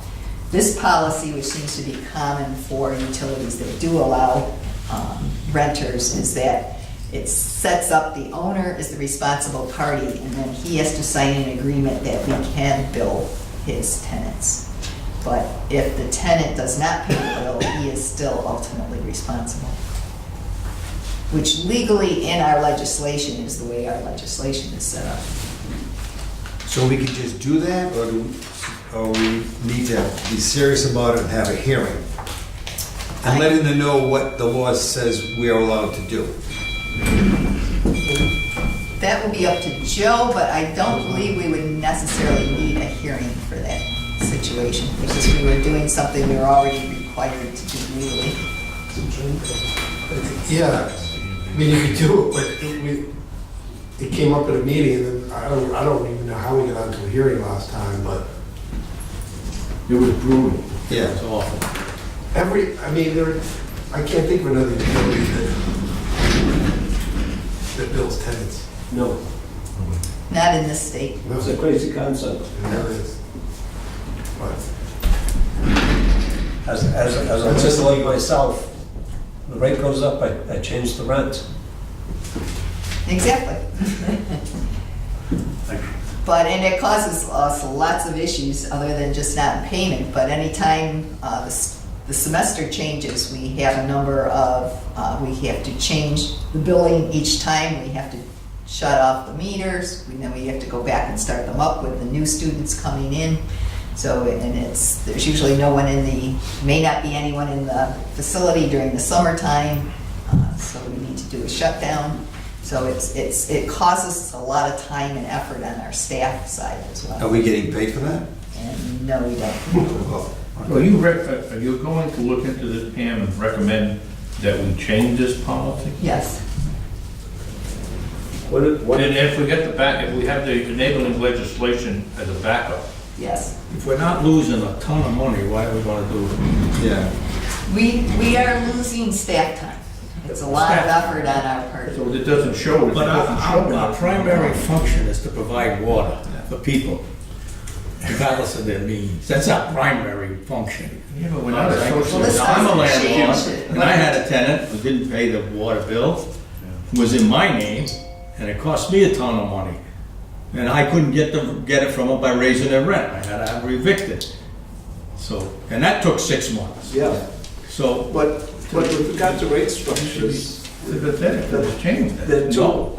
two basic The landlord's tenets getting the of rate business. structures. You want rates to be fair and equitable, certainly, and you also want them to be administratively simple.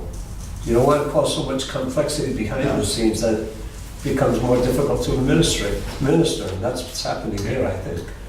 And it's extremely unusual that tenants are billed for water usage. Not only that, if we look at it another way, if I'm not mistaken, and it would be nice to know this, are there certain properties that are repeat offenders? I asked that question way back when we got into this. Are there certain properties that continue to have these kinds of losses? Delinquencies. Because they rent to students, as an example. If we had that information, then, I think it would be interesting to know that. We may And have, then you said, you had a situation which was probably maybe one in 100 shot, but there may be situations here where this is a repeat effect all the time. They have repeat offenders because of who they rent to, I don't know. But tenants pay electric bills, tenants pay gas bills. well, I think it helps that they get those monthly. The fact that they're getting it, We shut off a lot quicker. today, and But they'll that get it monthly 3 bill is months. higher than our quarterly bills. But will be monthly in the future? Yes. Once our meter program is completed, we're looking to go to monthly billing. Yeah, that's 2 years out. And if I could, going monthly is gonna even make it worse. Because when you realize that typically we shut off the water to a single-family house out at the curb stop, we cannot do that with an apartment house. We have to have office staff attempt to get contact to get into the property, go into that water meter specifically, and shut it down there and take care of that. Then we have to go back in, and this is what happens when a tenant moves out. You have to make that arrangement, go into the house, take the reading to make the closeout bill, the final bill for the tenant, shut the water off. Somebody goes to move back in, a week or two later, we have to go back in, turn the water back on, and start that process. So it just magnifies, and I was on one of our servicemen one day because he was late to meet me with something, and until I found out he had 26 appointments on one day when the college was coming in, because everybody comes in and boom, everybody needs water. Well, I think, I think we would do the cost benefit analysis of doing that. Do you need to hire one or two other people to, would it pay for itself?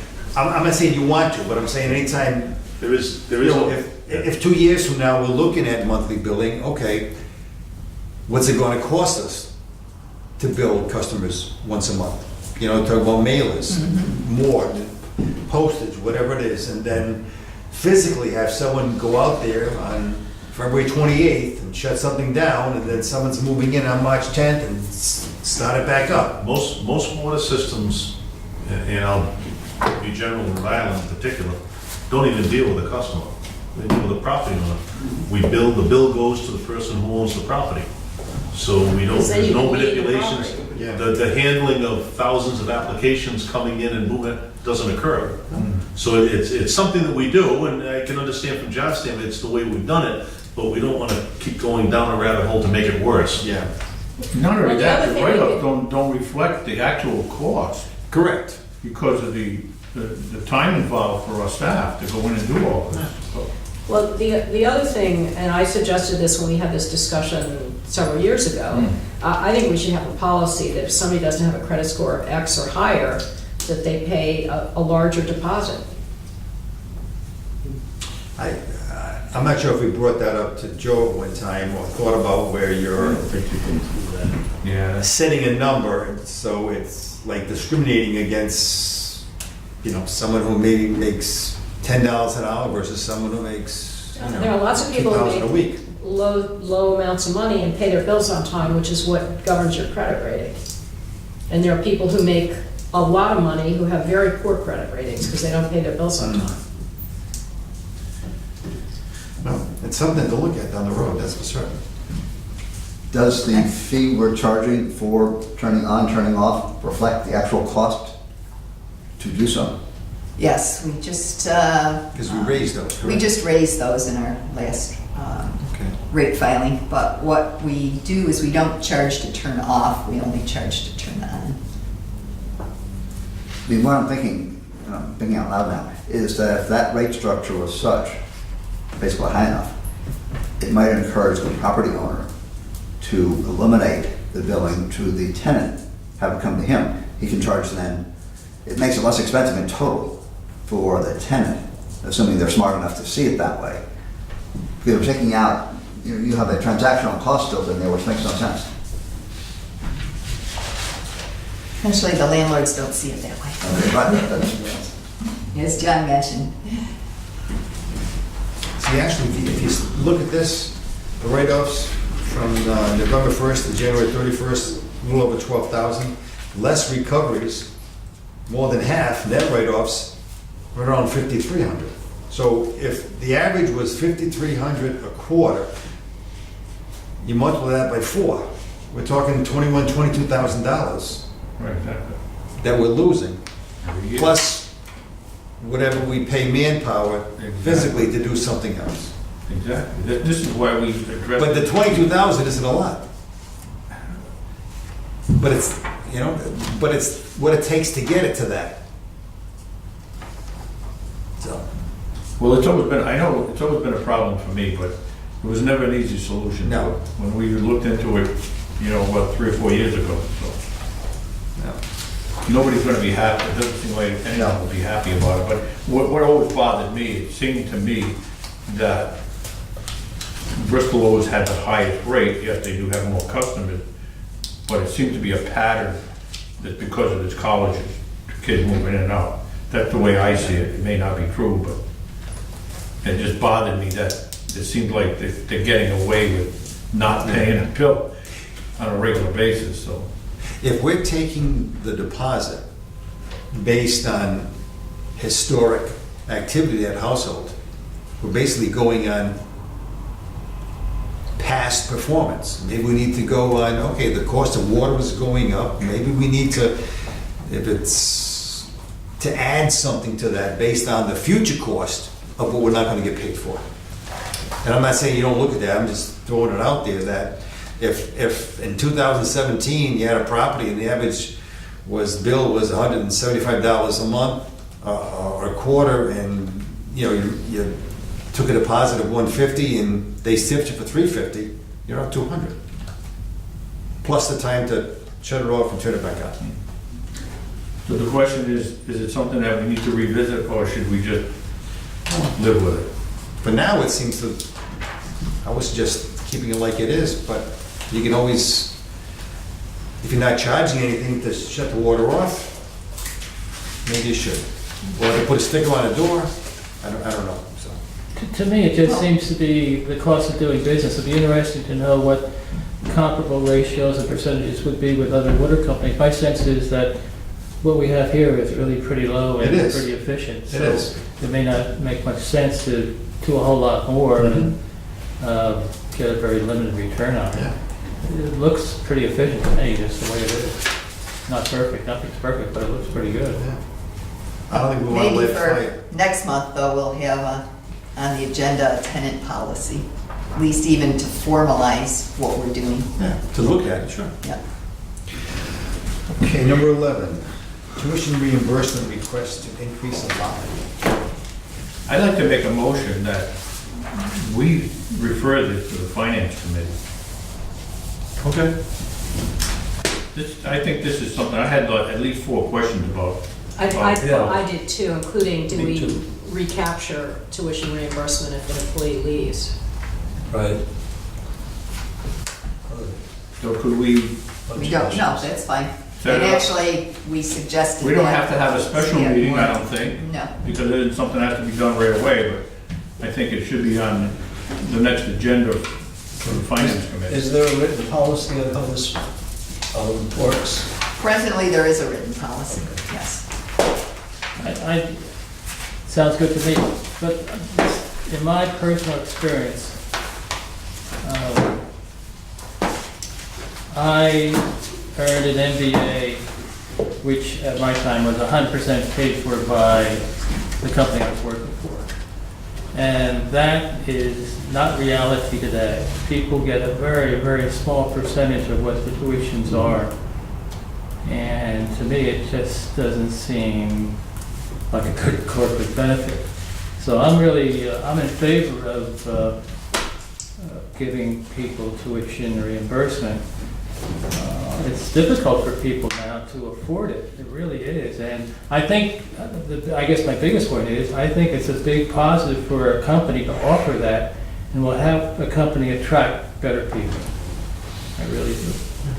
Well, some of the questions I had is this has always been the intent of the policy to cover the total cost? I didn't think it was, but I could be wrong. I mean, what kind of courses are being taken, such as, you mentioned Roger Williams University. How many employees have now enrolled? How many employees have been enrolled in the last couple of years? What kind of courses are being pursued? That's why I suggested that some of that information be put forth to the finance committee, and then maybe a recommendation could be made to the board in general. Pam, maybe you could help us out. I think it'd be very interesting to understand what the competition is doing, especially, if we're thinking about hiring the best and the brightest people and whatnot. If it's possible to get information from other maybe there's there's various organizations have, study sheets and study things like that, and they might already have it put together. I think it'd be very interesting to know what our competition is doing. And that might be a major driving factor, because everybody has to be competitive in their benefits nowadays. To me, this is a huge benefit to bringing people into a company.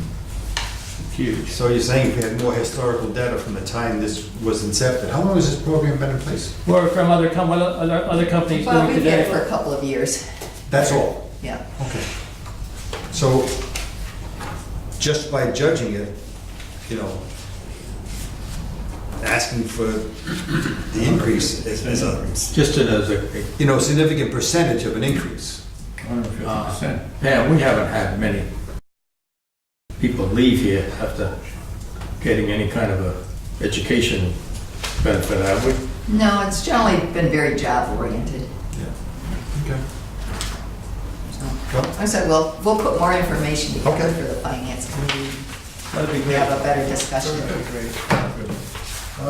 Number 12, communication strategy recommendation.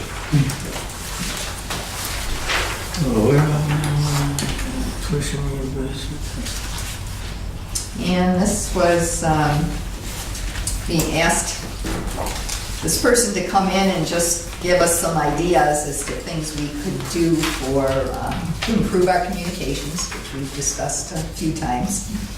And he just jotted down some ideas of things that we could do.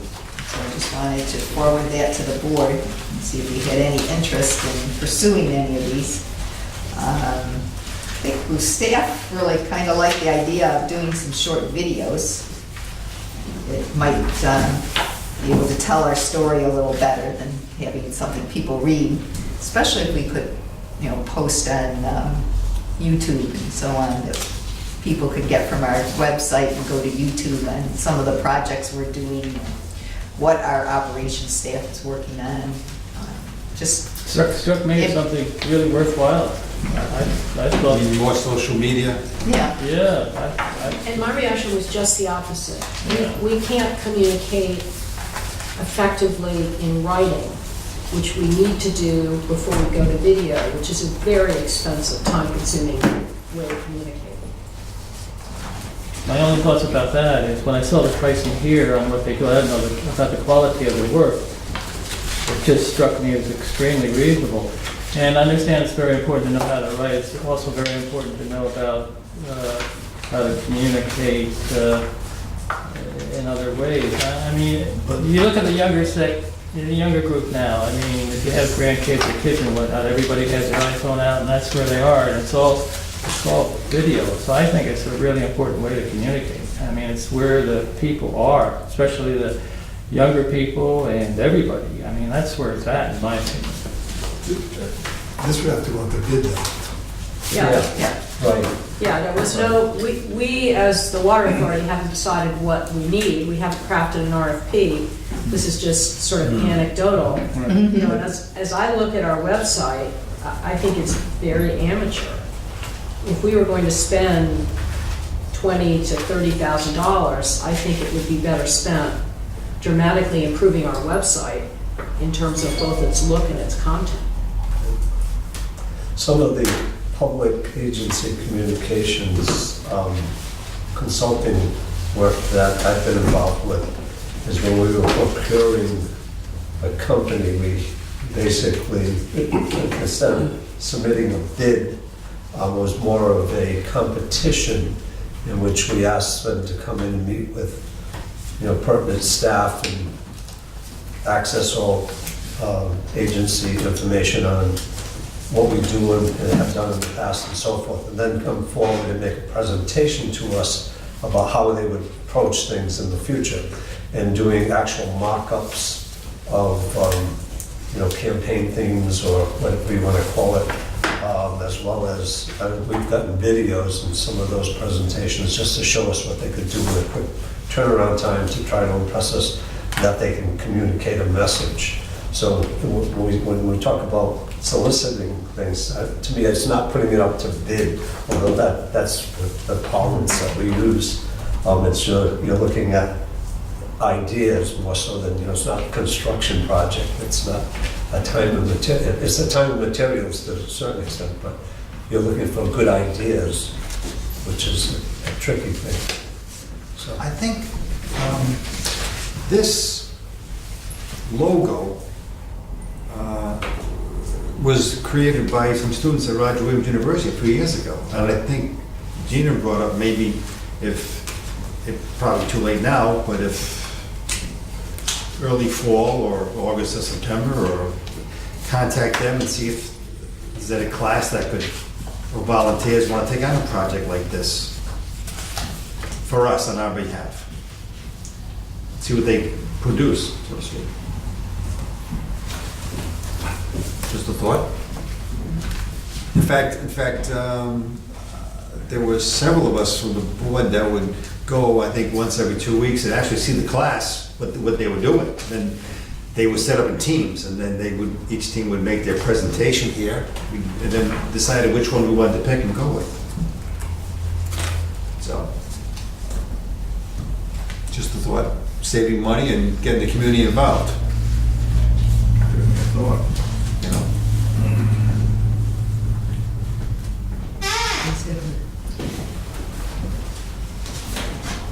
Pick a marketing class, but you need to be pretty specific as to what you're asking for. Well, Because it would have to be, I I've think worked that's- with classes like that before, and to get what you want out of it, it's gotta be relatively clear, the steps that you want them to take and what the accomplishment is to be, and it can't be anything, But isn't that what we Far would out. do, telling this company what we want, rather than them telling us what they think we want and how we should get it?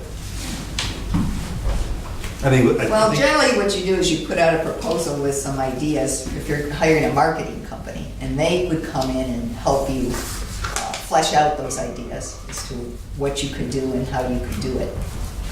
I mean, one thing that might be useful along the lines of what you just said, I think, is having a Roger Williams marketing class do some research on what our customers think of us. Sure. Both positive and negative, because I don't really think we know. And it would also help if we would tell them what we're looking to do, what message we're looking to send out, and how. And how can we improve our visibility and our credibility and our reputation to our customers? Okay. So with this, we'll just sit on this for a while until we come up with Or what? Well, we'll try and make some contacts with Okay. the college and see what they could offer for us. But we may want to, meanwhile, we're due to put out another proposal for Okay. a marketing firm, or a Okay. firm that can do some of our public information. So that's, we can do that as well. Do you think any high school kids is something that they could easily handle? I don't think so. No? Okay, just, I mean, they could, but my gut feel is probably not.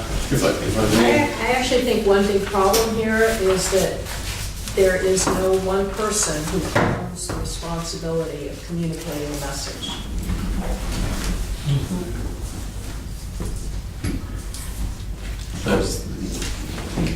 is that the first step we should take, is seeing how and when? I think if people are going like this, it's hard to hone down and come up with what you want to say. I was struck when I read the strategic plan and Joe said he had responsibility for making certain that the website was updated every week. And I went and looked at the website and we had 2 updates about Pawtucket and the previous one was from May of 2018. So we don't see the website as our portal to the public, and that's what it is. Well, I think that's kind of hard to put that on one staff member if they don't have. I'm just, in the strategic I know. plan, he claimed responsibility for it. I'm not saying it's his fault. Yeah, no, I understand that. I'm just saying that it would, to have one person be responsible for it's kind of difficult when, you know, be a communication expert, put it that way. You have to have some background on that. Maybe that's why we need outside help for it. Could be. well, I think one of the things that you guys have, I shouldn't say, I guess I'm part of it, but there was a great head start on that working with the university when you put that tank in down there. I would suggest that, you know, I'll look at you, Pam, you do everything, but go down there and see the same people like Pete Wilbur or John King, who are the lead VPs into the students and the classes, who work closely with you to put that tank in there, and whoever paid you, so on and so forth, and to give the benefit of the water company down the south end of Bristol. But they're the ones that would be the contact points to Yeah.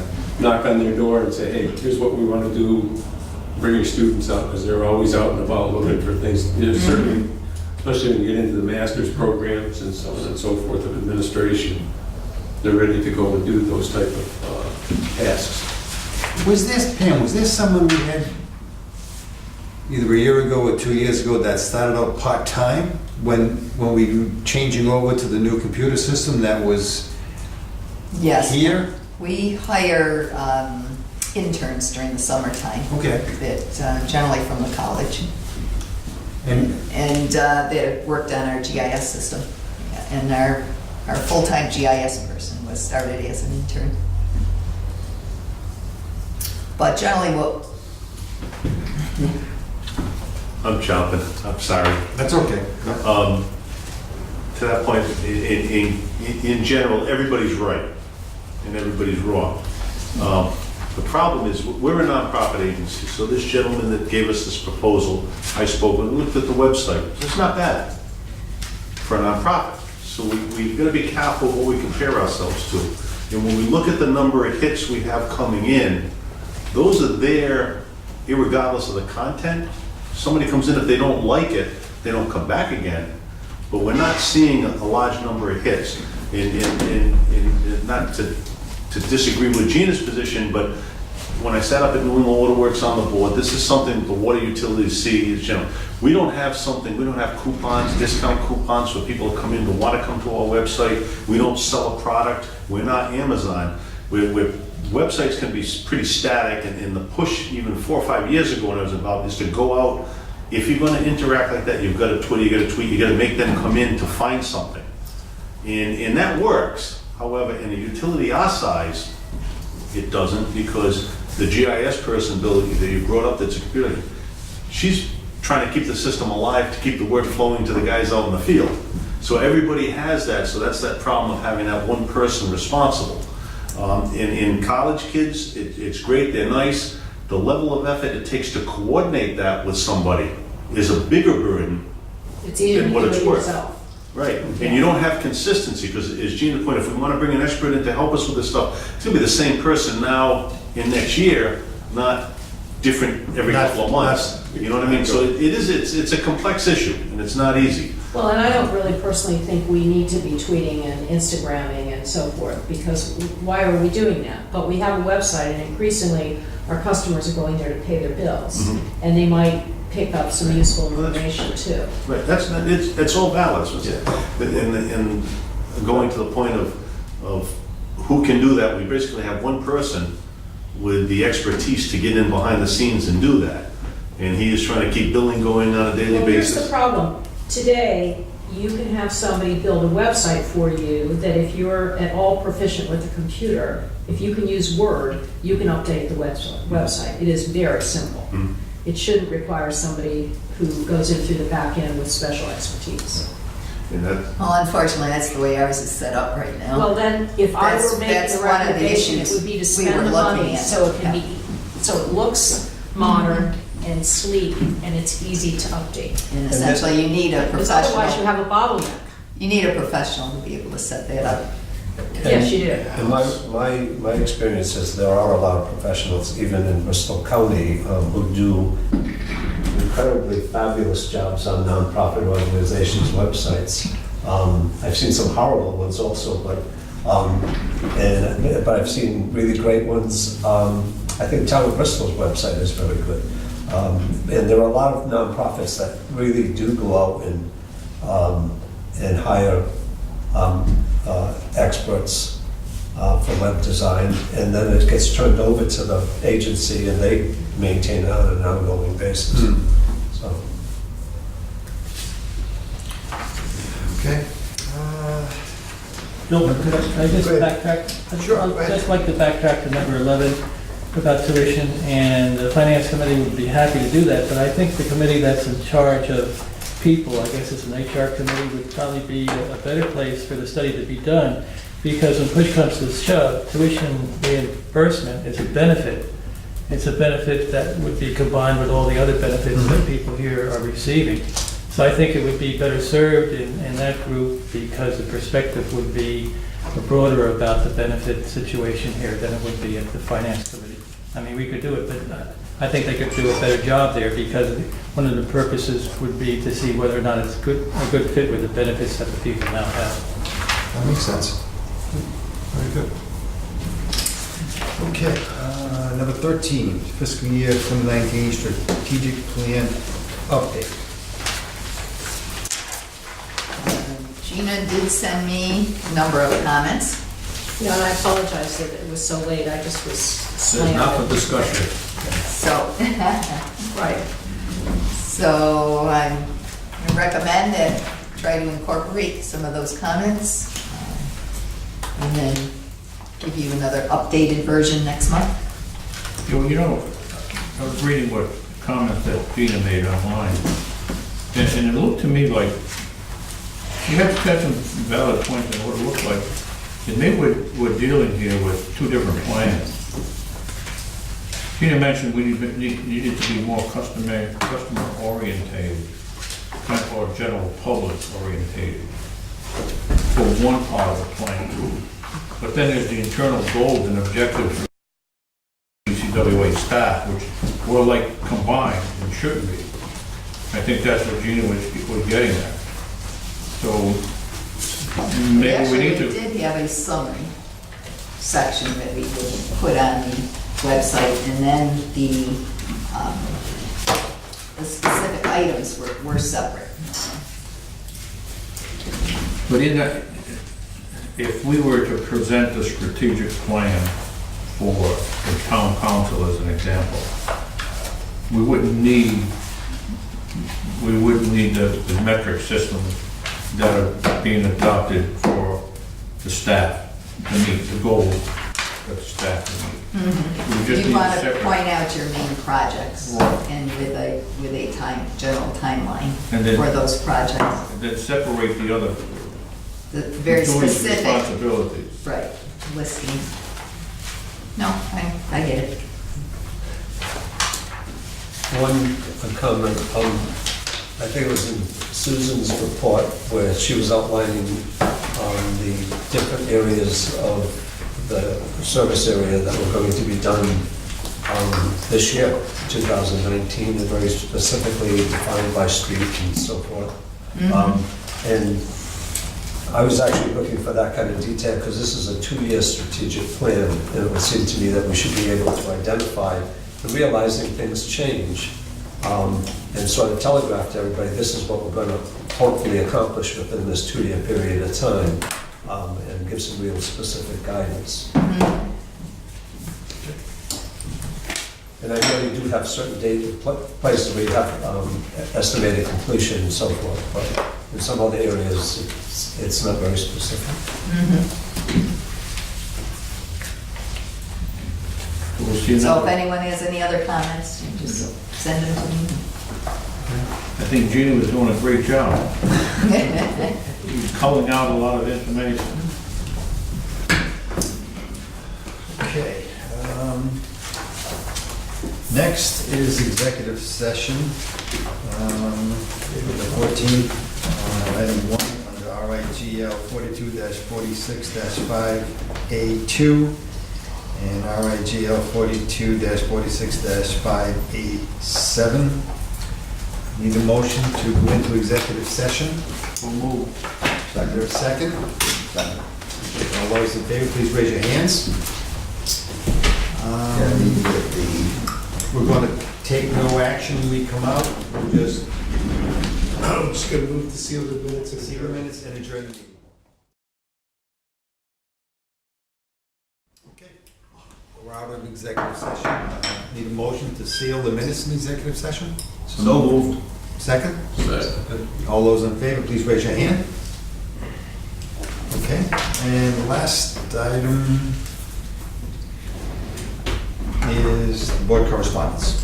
Yeah, just one real quick thing is, last month I appeared before the Bristol Town Council, as was requested, to talk to them about the letter that we were looking for the support of our rep to the General Assembly and to the Governor. And I had reported to Alan and Pam shortly after that meeting that the Town Council voted to support us. And it was a pretty good discussion. The one thing that I want to mention is at the tail end of the meeting, and they didn't give me any chance of rebuttal. Two members, the chairman, Nathan Kaluro, and Mary Perella, both raised the issue about the reservoirs in Massachusetts and the water supply in Massachusetts, and that they believe that those supplies should be available to us. They're not questioning the mothballing of the treatment facility here. They were just concerned that sometime in the future, who knows when, under what circumstances, that we might possibly need those water supplies. I didn't get a chance to say anything. They cut me off and said, thank you very much. And as you know, we do not own the water supplies, we only lease them. I explained that I to... don't think they really understand that, do you? Yeah, no, I don't think they do either. I did explain that to at least one councilman, I think a couple of nights ago, when I ran into him. And he understood it after I explained it. So, Do you think that we should do a letter to the council correcting that impression, because there's a continuing cost? And I know from the ones I've spoken to that they seem to think that we own those reservoirs, and giving them up is giving up something of value as opposed to giving up a cost. right, and the thing that I pointed out to the councilman who I ran into, I don't know, the supermarket or somewhere, I was mentioning that fact, and also that water is highly regulated commodity these days by different states, and Massachusetts especially, and that there's no guarantee to that water at all, which I think is an important point. because that's usually what everybody says, that we have to continue the use of it in order for it to stay as a water supply, but there's no guarantee of that any longer. Well, we can't. Right. We know, we have not been using that supply since 2011. Yeah, and I did point out to them that we don't own the watershed, so when there's no protection of the watershed in that area, a lot of housing development has gone up over the years and so forth. But generally, the whole meeting was a good discussion. At the very end, they threw that out. Okay.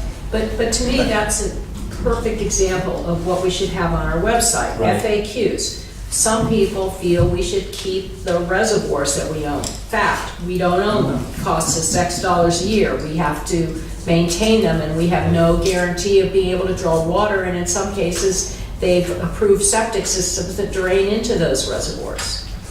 You know, we aren't telling that story effectively. And if you do want to, if you really enjoy hearing me talk, you could actually go to the Bristol website and probably find the video of that. That's it, Mr. Chairman. Very good. Motion to adjourn? So moved. Second? Second. All those in favor, say aye. Aye. Thank you. Very good. Are you gonna do